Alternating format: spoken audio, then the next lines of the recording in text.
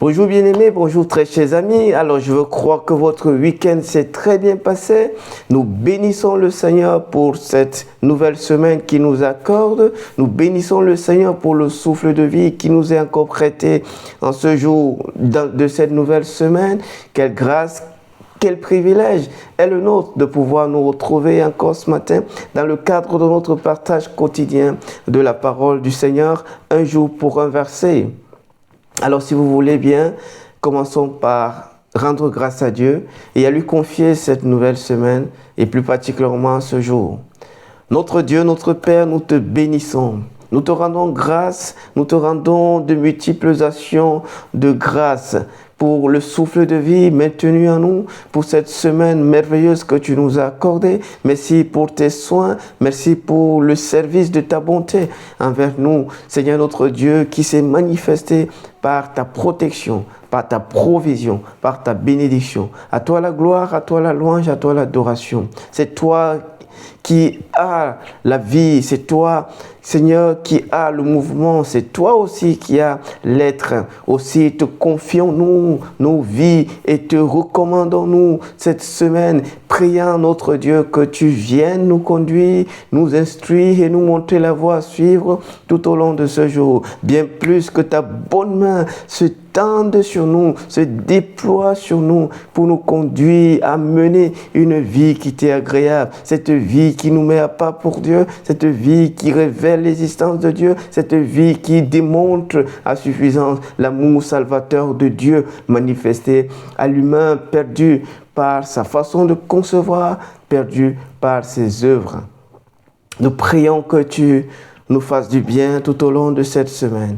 Que l'entreprise de nos mains réussisse. Nous prions que ta grâce soit avec nous et qu'à chaque bout de chemin, le long de cette semaine, notre Dieu, que ta présence nous fortifie, nous soutienne et nous garde. Nous prions, Seigneur, que tu bénisses ta parole que nous allons partager ce matin.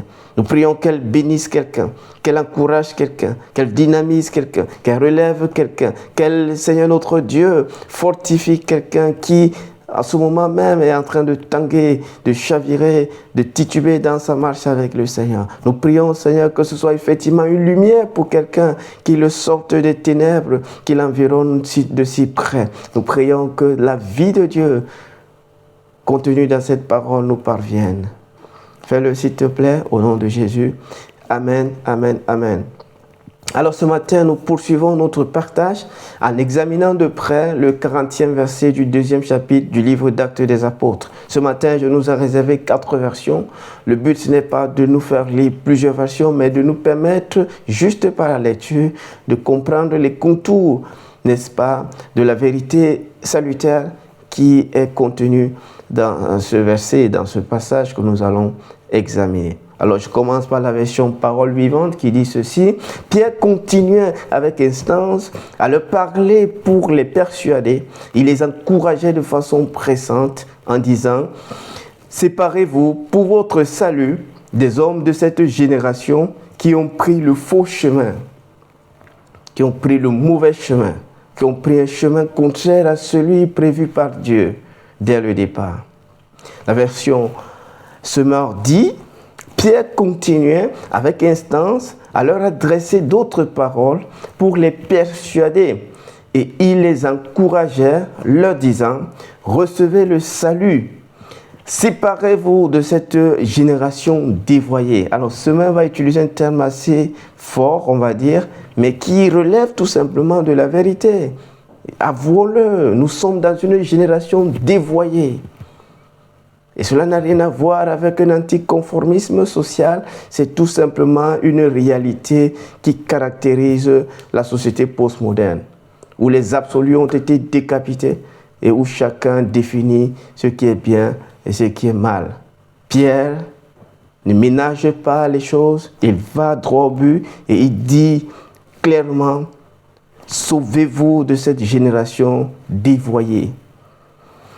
La version expliquée dit ceci: Pierre leur adressait avec beaucoup d'autres paroles pour les convaincre et les encourager. Et il disait: acceptez le salut pour n'avoir pas le sort de ces gens perdus.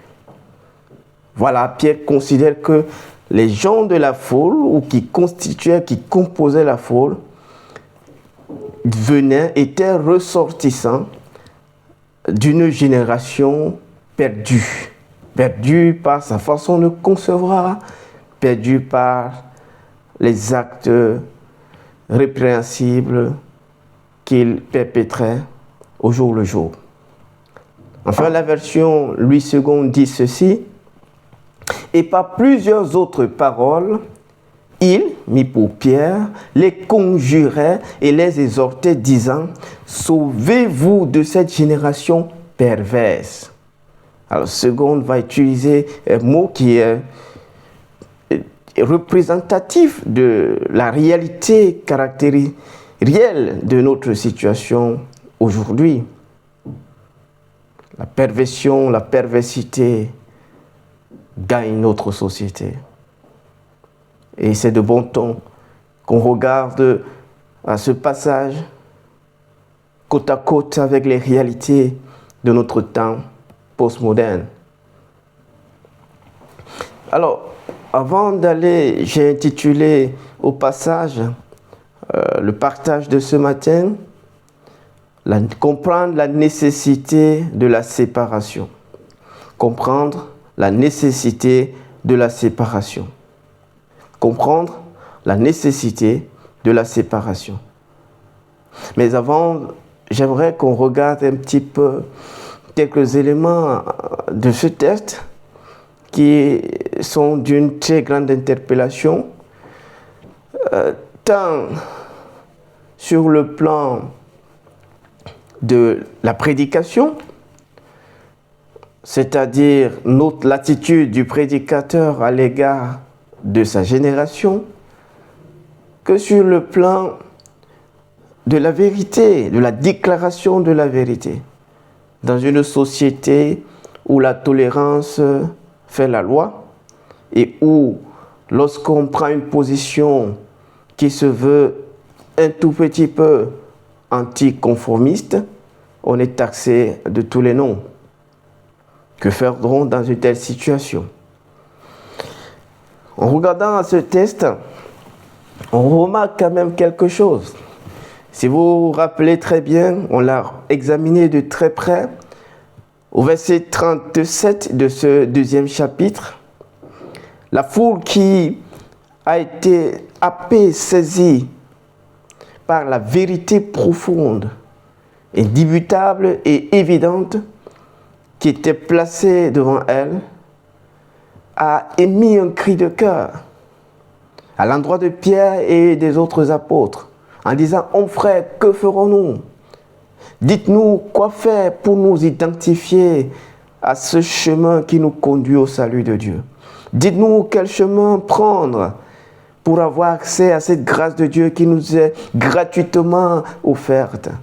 Dites-nous quel chemin, quel moyen, quelle voie, quel protocole suivre pour arriver à rentrer en possession de ce joyau divin qui nous parvient.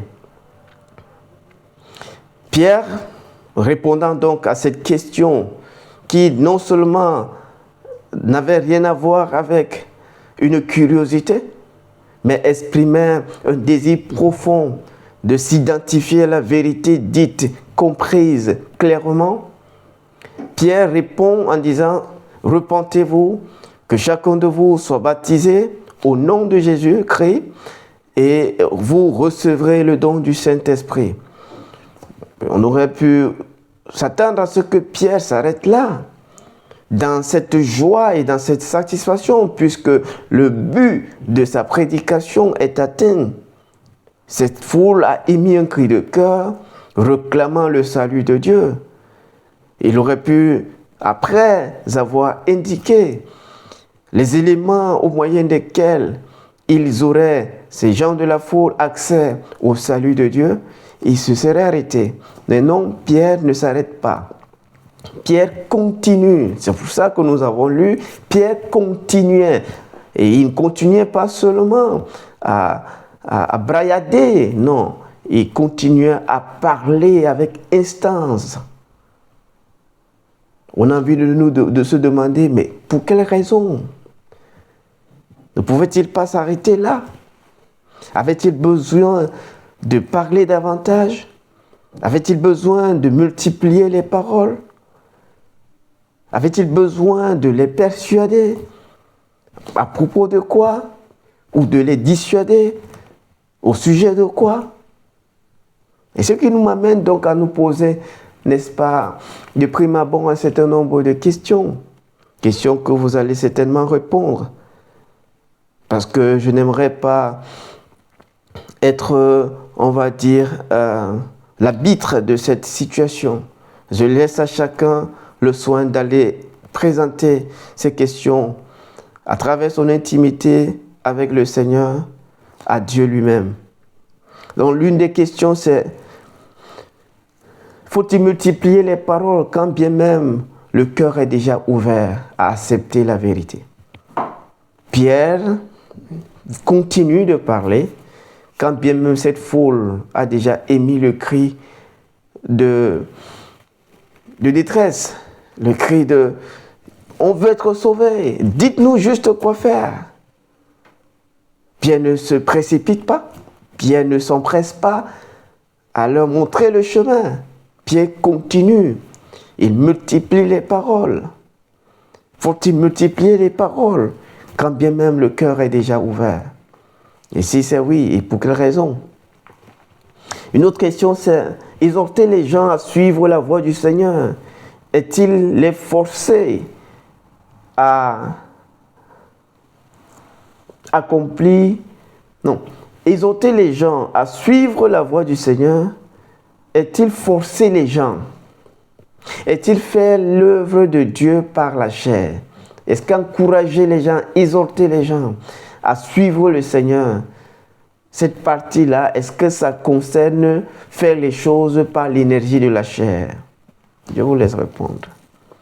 Troisième question, dissuader les gens au sujet de ce qui est mauvais ou les persuader à propos de ce qui est bon. Est-il incompatible avec une vie et une démarche par l'Esprit de Dieu? Je reprends. Et prenez la peine de noter ces questions et allez-y y répondre vous-même devant le Seigneur. Dissuader les gens au sujet de ce qui est mauvais ou persuader les gens au sujet de ce qui est bon. Est-ce que c'est incompatible avec le fait de marcher par l'Esprit, avec le fait de faire les choses par l'Esprit de Dieu? Quatrième question. Encourager fortement les gens, est-il spirituel ou charnel? Est-ce que multiplier les paroles dans le but d'encourager les gens relève de la démarche charnelle ou d'une approche purement spirituelle? Cinquième question. Prendre du temps pour expliquer aux gens les enjeux du temps qui est le leur. Est-ce agir par l'énergie de la chair? Si je prends du temps pour expliquer aux gens que le temps dans lequel nous sommes est mauvais, voilà les enjeux. Il y a une malédiction qui pèse sur cette génération du fait de telle pratique qui sont d'un contre nature, de deux en abomination à Dieu. Lui qui est le législateur absolu de toute moralité objective. Sixième question. Inviter les gens par des instances fortes à embrasser le bien et à fuir le mal, est-il marché par l'esprit ou par la chair? Si vous invitez les gens à embrasser le bien, à embrasser la vérité, à étreindre ce qui relève de la volonté du Seigneur, et à les encourager à fuir, les déconseiller, à s'écarter, à s'éloigner, à se départir de ceux qui relèvent du mal, du méchant, du malin. Est-ce que faire cela relève d'une vie par la puissance de la chair? Une autre question, 7e. Comment les gens parviennent-ils à connaître le Seigneur? Est-ce par un laxisme du prédicateur ou par le pragmatisme du Saint-Esprit? Comment les gens parviennent-ils à connaître le Seigneur, à se convertir au Seigneur, à se donner au Seigneur, à venir au Seigneur, à entrer dans le royaume de Dieu? Est-ce par un laxisme du prédicateur, c'est-à-dire de l'enfant de Dieu que vous êtes, si jamais vous avez pris la peine déjà de rencontrer le Seigneur Jésus-Christ et de faire de lui votre Seigneur et votre Sauveur, ou que je suis, ce que j'ai fait plusieurs décennies en arrière. 8e question. Comment se manifeste le pragmatisme de l'Esprit de Dieu? Comment se manifeste-t-il? Comment savoir que là, il s'agit de l'Esprit de Dieu qui conduit les choses, ou alors là, il s'agit de la chair qui conduit les choses?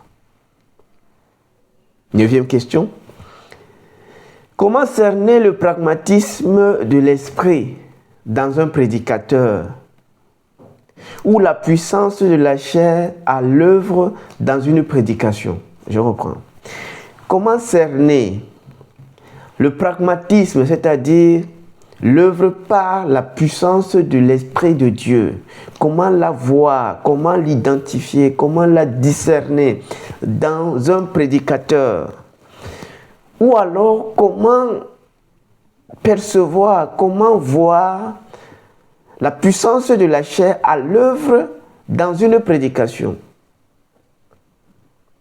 Vous comprenez? Parce que le texte que nous avons lu dit que Pierre continue de parler à cette foule, les exhortant, les encourageant, les gens de cette foule, à se sauver de cette génération qui est perverse.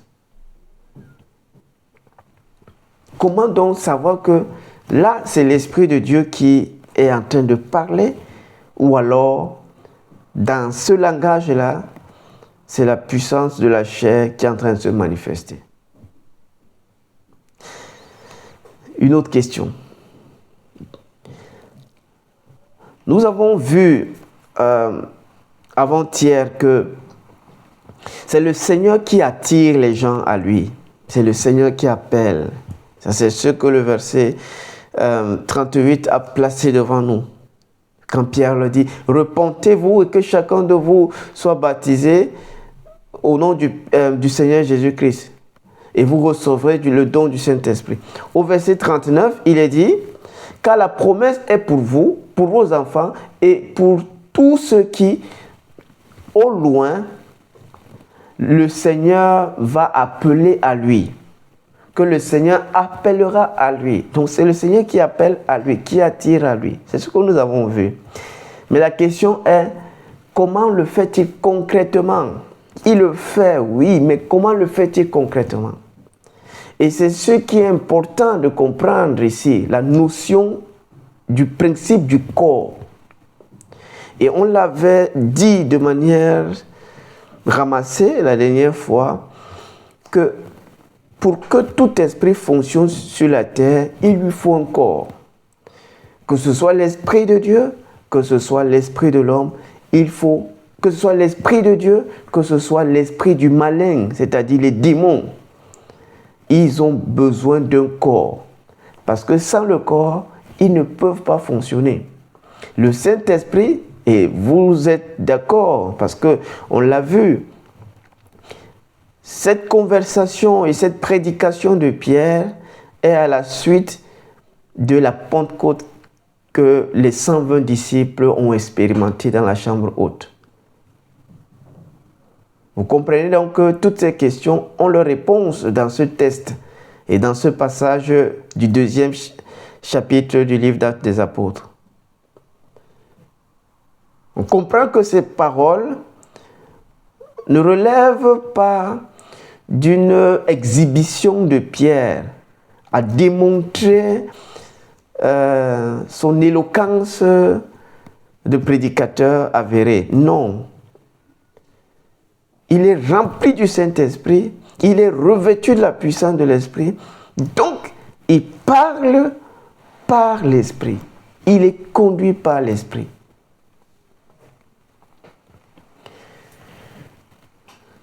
Onzième question.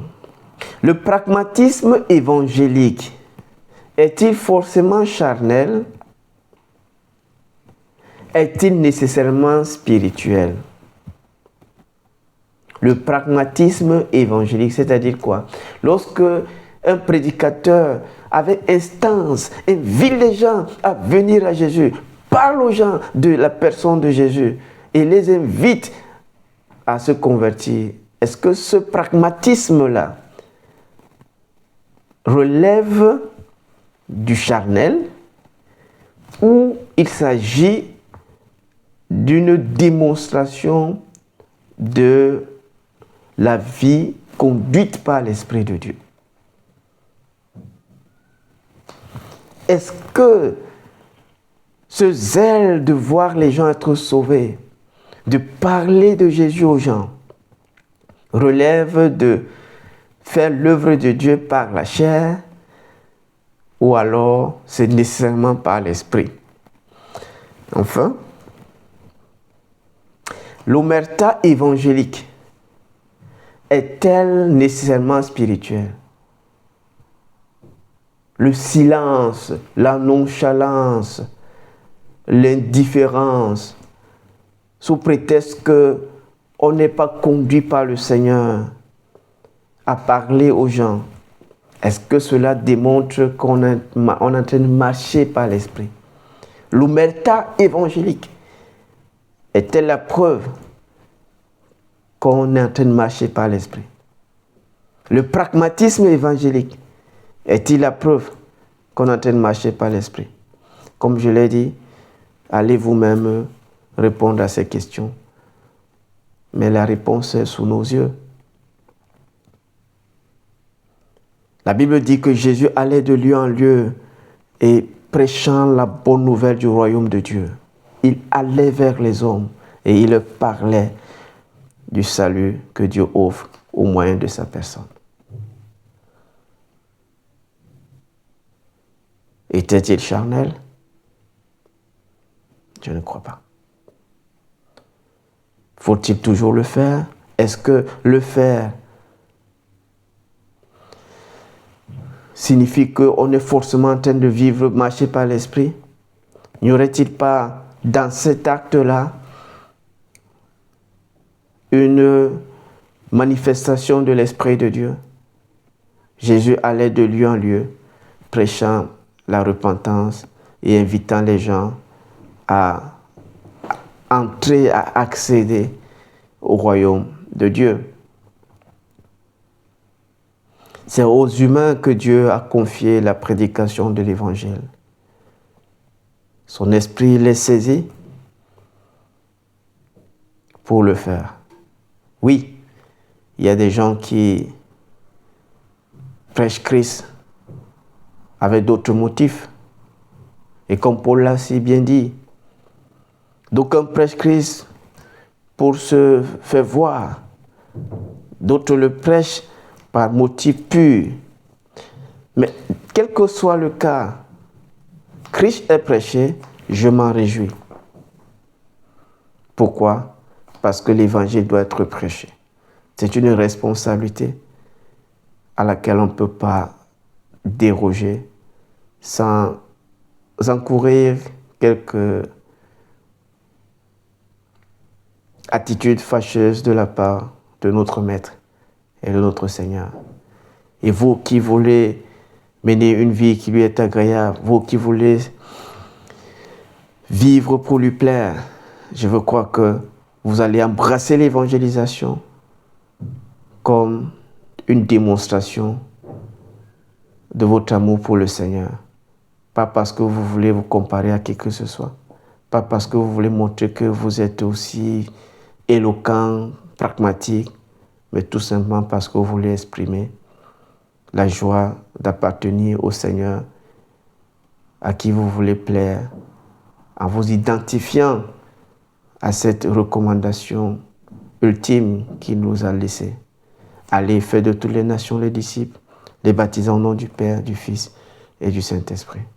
Et voici, je suis avec vous tous les jours jusqu'à la fin du monde. Alors, comme j'ai dit, le texte place devant nous cette vérité qui consiste à faire un choix qui a une portée salutaire pour notre âme, pour notre avenir éternel. Et donc, comme je l'ai dit, je l'ai intitulé « Comprendre la nécessité de la séparation pour Christ », la nécessité de la séparation pour le Seigneur Jésus. Pierre le dit « Séparez-vous de ces gens-là qui ont pris le mauvais chemin. Sauvez-vous de cette génération perverse. » Parole vivante l'a dit de manière un peu très claire, avec des conséquences. Il dit, séparez-vous pour votre salut. En d'autres termes, il place directement la nécessité de la séparation en montrant la conséquence. Que vous vous séparez, la séparation est nécessaire parce que votre salut est engagé. Si vous ne vous séparez pas, votre salut est menacé. Et donc, je vais rapidement nous partager quelques principes vite faits autour de cette notion de la séparation. La première chose, c'est que la coexistence humaine relève de la volonté parfaite de Dieu. Dieu veut que les humains vivent ensemble. C'est un projet de Dieu. C'est pour ça que quand Caïn a commencé à avoir des mauvaises attitudes vis-à-vis de son frère Abel, Dieu, depuis le ciel, lui a demandé « Où est ton frère ?» Parce que c'était de principe et même de fait que Caïn et Abel vivent paisiblement. Mais Caïn a pris un mauvais chemin et il a tué son frère. Et Dieu lui a demandé des comptes. Donc, la coexistence humaine relève de la volonté parfaite de Dieu. Dieu veut que tous les êtres humains vivent ensemble. Dieu n'a pas créé plusieurs êtres humains pour qu'ils s'entretuent, pour qu'ils s'entredéchirent, pour qu'ils s'excluent mutuellement. Non. C'est dans sa volonté parfaite qu'ils vivent ensemble. Mais ensemble, dans le respect des principes régisseurs de cette vie commune, de cette vie sociale. Pas sur la base d'un contrat social à la Jean-Jacques Rousseau, ou ce qu'on voit aujourd'hui dans nos communautés.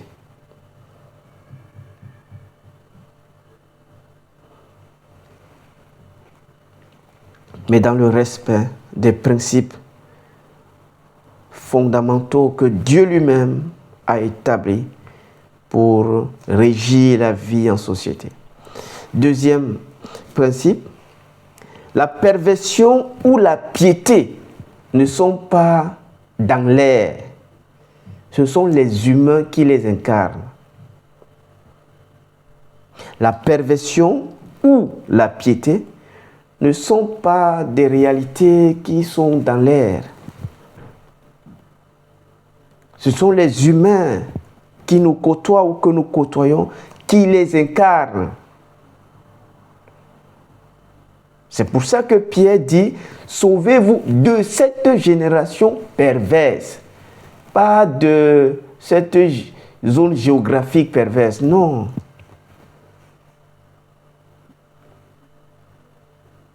Si vous allez dans un environnement où il n'y a personne, il n'y a que la nature, vous vivrez certainement d'une certaine manière. Donc la perversion ou la piété sont des notions vides, sont des êtres humains qui les incarnent. La méchanceté est incarnée dans l'homme qui décide d'ouvrir la porte au diable pour que celui-ci œuvre contre l'humain en utilisant l'humain. De même, Dieu utilise l'humain pour le bien de l'humain. Troisième chose, la vie ou la mort sont une question d'environnement humain. La vie ou la mort relève de l'environnement humain. C'est-à-dire que sauvez-vous de cette génération perverse. C'est-à-dire que si vous restez là, c'est cette génération-là qui va vous tuer. Ces principes, ces modes de pensée, ces systèmes de valeurs, tout ça va vous tuer.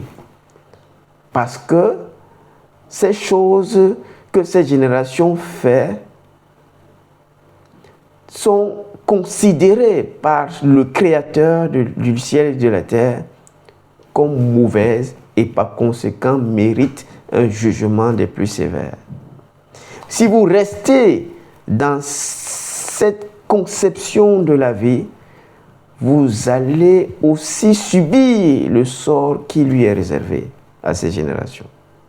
Donc la vie ou la mort sont une question d'environnement humain. Ce que vous perdez et ce que vous perdrez sera toujours relatif à l'environnement humain auquel vous vous êtes identifié. Ce que vous gagnez et ce que vous gagnerez sera naturellement et automatiquement fonction de l'environnement auquel vous serez identifié. Conclusion donc, la vie ou la mort sont une question de l'environnement humain.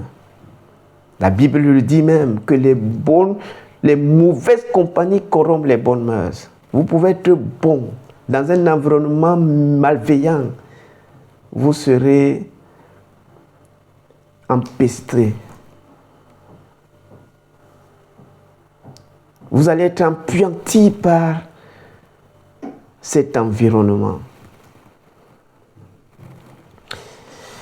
Quatrième chose rapidement, se convertir, c'est s'identifier à un environnement sain.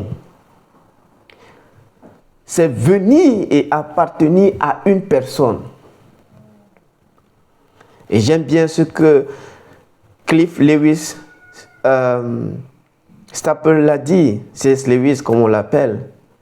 Je pensais que j'étais venu, non c'est Malcolm Muggeridge qui disait, je pensais que j'étais venu à un environnement, à un bâtiment, mais je me suis rendu compte que je suis venu à une personne. Se convertir, c'est venir à quelqu'un qui vous garantit le salut. Se convertir, c'est venir à Christ Jésus pour votre salut. Cinquième chose, le salut de Dieu exige une séparation d'avec ce qui est malsain. Le salut de Dieu exige une séparation.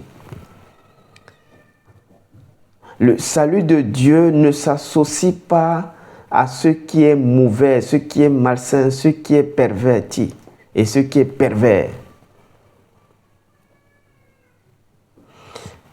Sixième chose, on peut être socialement d'aplomb et être perdu.